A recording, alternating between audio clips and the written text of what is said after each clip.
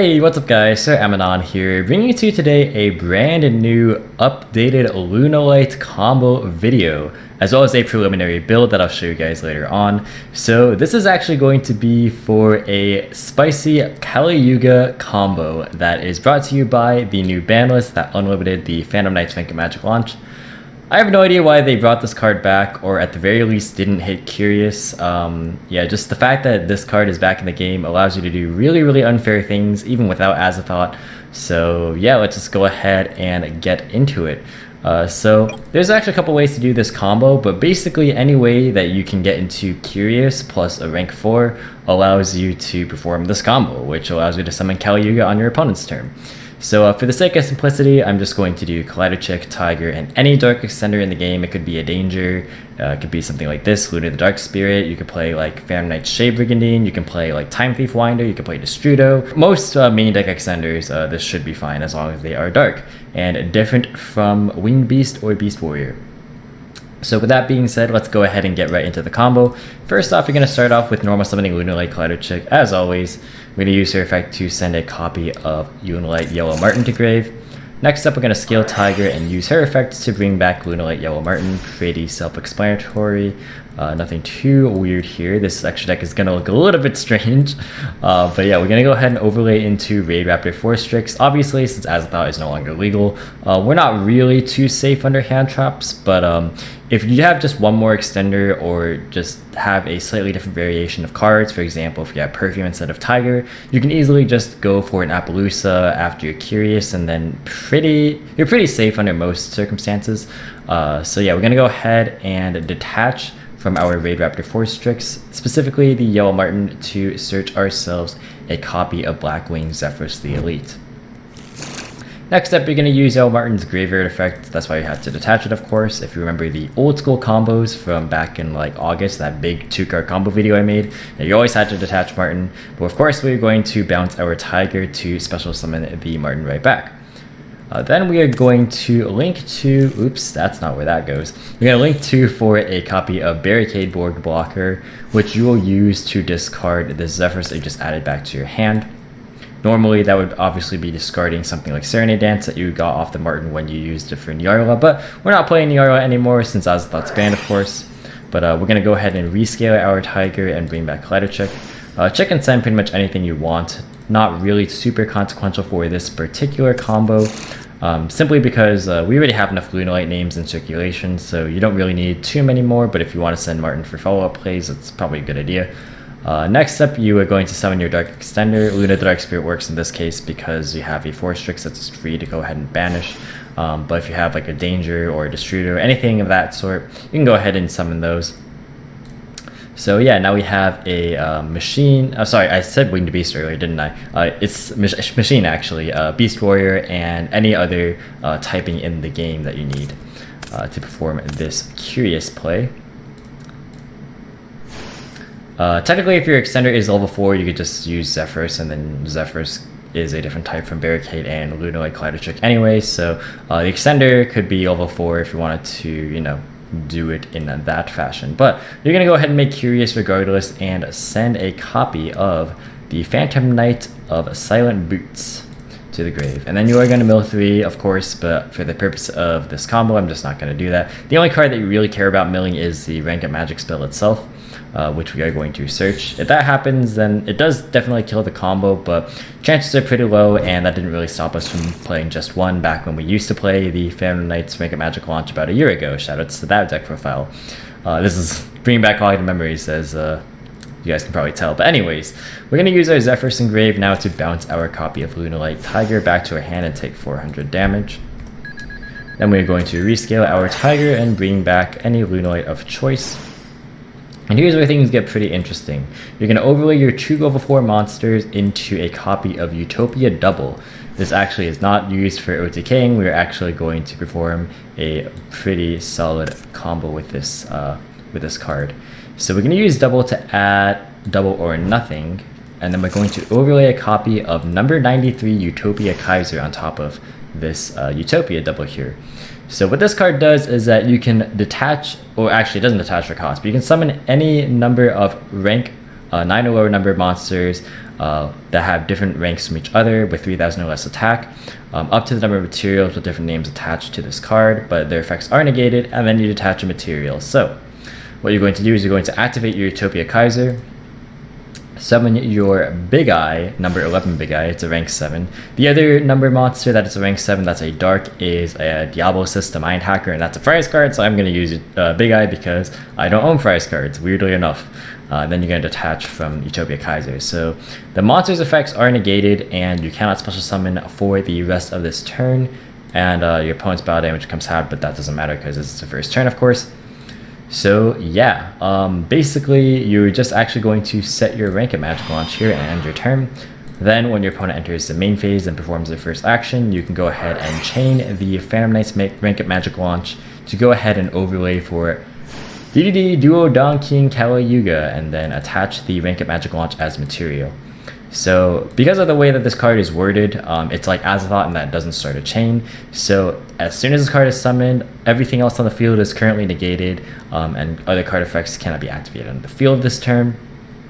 So in effect, like if your opponent activates, you know, something like a, I don't know, Pot of Desires, even if you chain it, chain the wake up spell, it does actually negate the desires, because by the time that desires would resolve, this card is already on the field and applying its effect. So with just a simple way to get to Curious plus rank 4, you end on a DDD Duo Don King Kala Yuga on your opponent's turn, which is really unfair. So yeah, I'm actually going to go ahead and show you guys a sample duel right now, just to show you guys how like really easy this is to pull off. This actually won't be on the Road to 1000 Olympic rating series, which by the way I haven't given up on, but I was like super tired of last format, that's why I kind of gave up towards the end. But yeah, this isn't going to be in that series simply because the guy just quit after that. So yeah, so you notice that we opened pretty lackluster here, right? We have the rank up Magic Launch in our hand, which is fine. Like, it's fine to draw it because that just kind of skips a step in the combo. But we don't have any access to Tiger, so we have to start fishing with dangers. He snipes the Kaleido Chick, which is fine. But then we draw a copy of Double or Nothing, which normally would be bad, but I'm actually, spoiler alert, running 2 of it. So we're going to reveal a Jackalope, which gets discarded, and that gets a danger out of our deck. Then we actually have to normal summon this Jackalope at risk of, you know, him hitting it again, and obviously they want to return. So we have to make Curious, and normally, of course, we send the Boots, but because we drew the rank at Magic Launch, we can freely send Perfume, and then obviously we're going to mill 3. So yeah, we have access to our Tiger now. So even though we opened really, really poorly, we are still able to actually utilize, this is what I mentioned earlier, you can just get Appaloosa pretty freely in most cases if you have any extra extender or any extra monster. And then we are still just going to perform the basic same combo. It's pretty wild. So yeah, as soon as he activates Extravagance, we're going to fire off the Phantom Knight's Make a Magic Launch. And he just quits right there because he can't play the game. Very, very fair and interactive. I have no idea why Konami brought back this card. But I'll be right back just to show you guys the deck profile. Alrighty guys, so here is the deck profile. And it's obviously still a work in progress. This is the first day of the format, so don't expect this to be entirely perfect, nor suited for the format, especially when we're looking at the side deck here. But yeah, actually I can turn the card window back on. I should do that. Okay, there we go. So yeah, so we have 3 copies of Kaleido Chick, 3 Tiger, 2 Martin, and 1 Emerald Bird. You know, just a bare minimum Lunalight package. It's pretty heavy on comboing, so I'm not playing like the other Lunalights, but you could if you wanted to. Technically, the extra deck space actually has some room. Zephyrs is needed for the combo, of course. Then we have our Warrior starters that act as more copies of Kaleido Chick. Obviously, we're more susceptible to hand traps now, but like, I mean, because we don't have Azathoth, might as well just play the higher like impact starter cards, right? We are playing Call by the Grave anyway, so yeah. And then we're playing the 7 dangers, the 5 like good ones, so to speak, and then Mothman as a level 4 that you can summon off Jackalope, which definitely comes up. And just Mothman being able to trigger your Martin or your Emerald Bird to get like Zephyrs Engrave or get like now Silent Brutes Engraved and stuff. It's pretty good. Right now I'm tentatively playing Luna the Dark Spirit. This will probably change, especially when we get the Time Thief support in Ignition Assault. I will have a not pure, but like a Time Thief Lunalight variant that doesn't involve like crazy shenanigans like this. Is this deck like super viable? Maybe. I've been playing it a little bit unrated and it's doing pretty well, better than what I thought it would. But yeah, it's pretty nice. So yeah, we have 2 Into the Dark Spirit as just a free extender. Winder allows you to get pluses and spell trap negate, so you can like negate standby phase Twin Twister, and that's pretty cool. But yeah, this is just a pretty free monster because we have so much fodder. Then we have Fam Knights of Silent Boots as the last monster, obviously needed to search our rank up spell. 3 tanky, 3 perfume, 3 goods, foolish, Rhoda, 3 call by the grave. This is necessary now, obviously, because we don't have Azathoth, so you kind of have to have this. And they play 2 double or nothing. So this is because of the fact that if you draw double or nothing, unlike drawing the rank up spell, it actually just invalidates the combo entirely. So you do have to have, in my opinion, you have to have a backup. So the backup is either like play something like Yuga to try and like shovel it back. But I found that like that just leaves you super susceptible to hand traps instead of just going to Appaloosa after you go Curious. And oftentimes you don't even have enough monsters to do it that way anyways. So playing 2 is just safer because of the fact that you're playing stuff like Avarice as well as Gust or Emerald. Both of these can shuffle back the Utopia double that you use in your initial combo, and then on follow-up turns, you can, even if you get interrupted, for example, or even if you don't, regardless, you'll have another usage of Utopia double, and you can search your second copy of double or nothing and go for regular Utopia for the 10k damage combo, so that's pretty cool. So playing 2 is not necessarily that bad. Obviously drawing it sucks, but like if you draw 1, you can still perform the combo with the other, and like you're not too sad about like having the extra 1 if you can still perform your combo, right? So that's the reasoning for me playing 2 at the moment.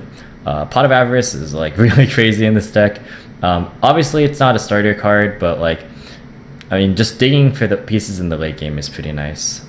Just in case you want, like, because Kali Yuga is going to pop your Tiger and you will get a monster back off of it, but like sometimes like you just need extra stuff to push for game.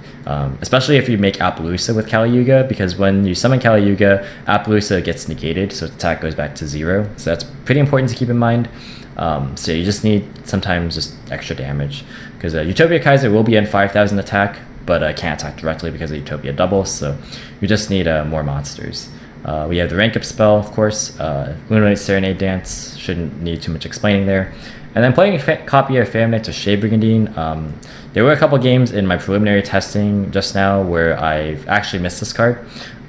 Like times where like you're going second in game 1 and like you find this in your graveyard and like you need an extra level 4. Like this definitely can put in the work. Extra deck is Dweller because people are still playing Orcus. I do think it's actually pretty good. I actually lost to it, so that's something. Kali Yuga, of course. Emerald, which is really nice for recycling stuff. Mostly the extra deck stuff. Like I mentioned, like Utopia double, but you can like recycle Abyss Dweller against Orcus, which is amazing. You can recycle like Phoenix and like Tornado Dragon against like backward decks. Like you just get so much extra mileage out of it. And if you like Emerald before using Avarice, like you can Avarice back the Emerald, which is also pretty crazy, and then Emerald again. So it's like a lot of recursion. You got Big Eye, of course. You can play Diablosis if you have it, just to flex, I guess. Utopia double. Like this is for going second, as well as like follow-up plays, like I mentioned before. Utopia Kaiser for the combo, Force Strix for the combo, Tornado Dragon, just a flex spot, but you know, getting rid of backer is pretty good. Appaloosa, insurance against hand traps, you definitely need it. Barricade, I definitely kind of want to play IP as well. Both seem kind of overkill, and in reality you'll have more cards than just like the standard like 3-card combo like this 3.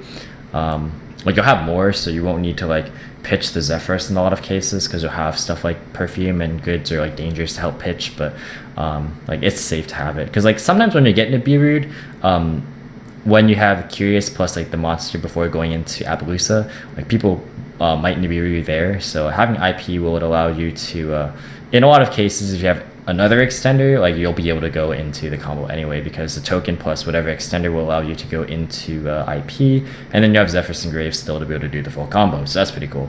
But yeah, that's something that I would definitely consider playing if you wanted to actually pick up this deck. Borosaur, you know, sometimes you just need it. Curious, Phoenix, and Unicorn. And then the side deck is tailored towards either like stuff like Heroes or Spiral, so Droll and Nibiru for that kind of thing, and then Twin and Evenly for like Guru and Altergeist. So I feel like that's pretty good coverage. Dark Rulers for, you know, just combo decks that like actually end in negations. And the Exciton's nice for going second. Like you don't need like a lot of your pieces. Like you often side out the rank up spell going second.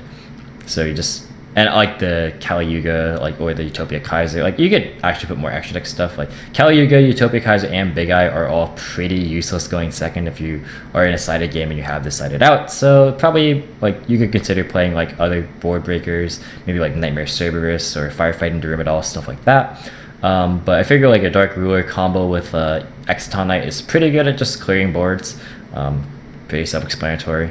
So yeah, that's it for this deck profile. It's pretty much a work in progress, but I do think that it is kind of a gimmick. But at the same time, like if your opponent doesn't have a response to it, it's just game winning on its own. So yeah, let me know what you guys think. Thank you guys so much for watching this video. Hope you guys enjoyed. If you did, be sure to leave a like as well as any thoughts or feedback in the comment section down below. Feel free to subscribe for more competitive and informative Yu-Gi-Oh content. If you want to, you can follow me on Discord, Twitter, or Twitch. All 3 links in the description as always. And once again, thank you guys so much for watching. And until next time, I will catch you in the next video.